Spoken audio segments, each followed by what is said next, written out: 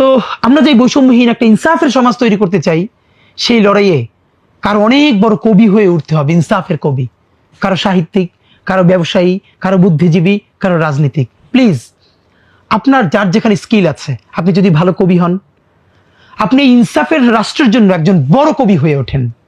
আপনি যদি চিন্তক হন, আপনি গবেষক হন, আপনি লেখক হন, ঔপন্যাসিক হন, আপনি ব্যবসায়িক হন, আপনি প্লিজ 10টা কাজ করেন না। আমরা যে লড়াইটা করতেছি, আমরা কোনোটা ভালো করে করতে পারতেছি না। আমরা ছোট্ট একটা টিম, কিন্তু আমাদের অনেক কাজ। এবার যদি আপনারা কেউ অনুপ্রাণিত হয়ে কবিতাটার জন্য 10টা নজরুল দাঁড়ায় যায় আগামী 20 বছর পরে, 50 জন ব্যবসায়ী দাঁড়ায় যায় ইনসাফের পক্ষের জন্য, 50 জন রাজনীতিবিদ দাঁড়িয়ে যায়, তাহলে তো ইনশাল্লাহ এরকম এই দেশ আজীবন থাকবে না।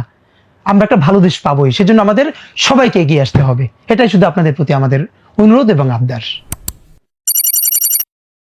আপাতত আমি আমার যে লাভায় লাল শাক পুবের আকাশ, এখানের ছোট্ট দুটো কবিতা একটু পড়ি। প্রথমত হলো জীবন থেকেই নেয়া। ছোটবেলা থেকে হোস্টেলে থেকে বড় হয়েছি তো, আর আমি ভাই বোন সবার ছোট, ভীষণ হোম সিকনেস ছিল, মানে বাড়ি গেলে এখন মায়ের কাছেই ঘুমাই।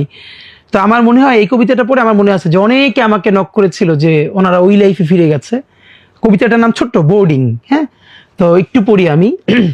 বাড়ি থেকে বহুদূর, চৈত্রের রোদ্দুর, আব্বার মাথায় আমার বেডিং আর ট্রাঙ্ক। কষ্ট না করলে বড় হবি কেমনে, আব্বা বোঝায়। বড় হওয়া লাগবে কেন, ফুপিয়ে কাঁদি, বাচ্চা বয়স। মায়েরে থুইয়া কিসের পড়া, কিসের ক্লাস। অসুখ হইলেও ছুটি নাই, বেশি কানলে নাম কাটা। পুরানরা এই কথা কয়, ডর দেখায়। স্বপ্ন দেখি মায় মরে যায়, চৌকাঠে চাইয়া চক্ষু মোছে, আর আমার জামা বক্ষে জড়ায়। বোর্ডিংয়ে রাইখা গিয়া বাপজানেরা জানে, তিমির রাইতে বুক ভাসাইয়া মায়েরে খোঁজার মানে।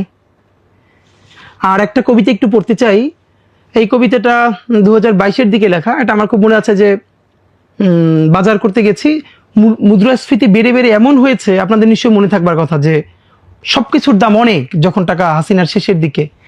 তা আমার এই গল্পটা খুব মনে পড়ে যে একজন রিক্সাওয়ালা ওনার মেয়েকে নিয়ে বাজারে আসছে, এবং কিছু ছোট মাছ থাকে না কম দাম, এইটার হয়তো ভাগ কিনতে চাইছে, কিন্তু ওইটার ভাগও 2 ভাগ ছোট, কিন্তু 100 টাকা। তা আমার খুব মনে আছে যে ওনার বাচ্চা, রিক্সাওয়ালার মেয়েটা হাত ধরে দাঁড়াইছে, সে মাছ কিনবেই।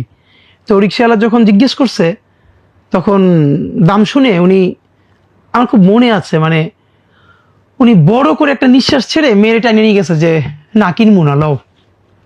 এরপর উনি সম্ভবত কি যেন একটা সবজি কিনে নিয়ে গেছেন। আমি বাসায় গিয়ে ওইটা আমার মনে আছে, আমি সেদিন কেঁদে ফেলছি যে যখন মানুষ এত দামে, আমি বাজারঘাট এগুলো কেন, আমি যখন বাজার করতাম ওইখানে 2500 টাকা 30,000 টাকা ইলিশ মাছের কেজি দাম দর করতেছে না, কিনে নিতে যাইতেছে। রাষ্ট্রের এমন কর্মকর্তারা যাদের বেতন 40,000 টাকার বেশি না, আবার এইখানেরই নাগরিক 50 টাকার ভাগাড়ের ছোট মাছ কিনতে গিয়া এমন অসহায় আত্মসমর্পণ দেখেন। এবং আমার মনে আছে উনি তখন একটা গালি দিচ্ছিল, এই গালিটা আমি এখানে বলতেছি না। এই গালিটা রাষ্ট্র ব্যবস্থার জন্য এমন, এটা বাধাই রাখা দরকার।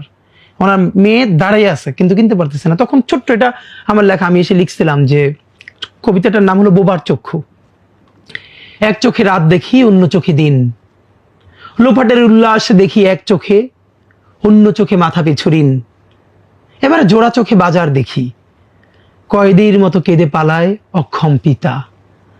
হঠাৎ মানচিত্র দেখি, দেখি অক্ষরেখায় রক্ত বেচার বিজ্ঞাপন, আর শ্যাওলা রঙের শাড়ি পরে দ্রাঘিমায় খদ্দেরের জন্য দাঁড়িয়ে একজন যুগপদ বিশ্বার জননী।